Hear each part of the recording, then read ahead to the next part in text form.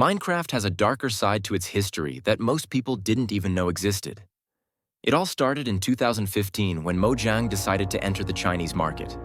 Mojang had two partners to choose from, NetEase and Tencent Games, who were all competing for the rights to publish the game in the Chinese market. While discussing the plans, Tencent did not agree with some of them, so Mojang went with NetEase instead and published the Minecraft China edition in late 2017.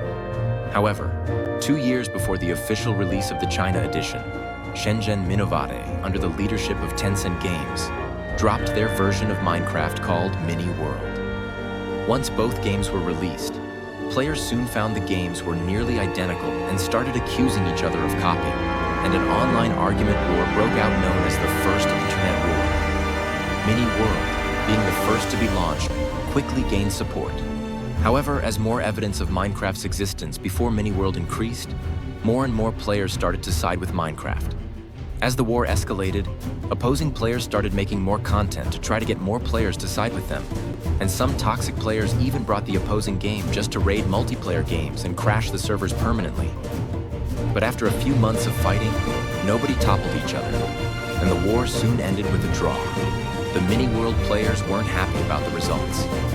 Soon after a short break from the first war, they started the second internet war and decided to take matters into their own hands by creating viruses and fake official game downloads. They even tried hacking into the NetEase servers to shut down Minecraft. Finally, seeing all this chaos unfold, NetEase sued Tencent, demanding they pay for the damage. Nobody knows what happened during the lawsuit. Whether it was not enough evidence provided or the lawyer's skill issues, the first court trial ended in a draw. NetEase didn't give up, and a few months after the first court trial, NetEase sued again. This time, with stronger evidence and better lawyers, the court sided with NetEase, and internet wars officially ended. After the lawsuit ended, Tencent was forced to remove over 230 copyrighted elements, temporarily remove Mini World from the shelves, and pay NetEase 50 million yuan for all the damage caused. After the lawsuit, some Mini World players didn't give up and started the third internet war.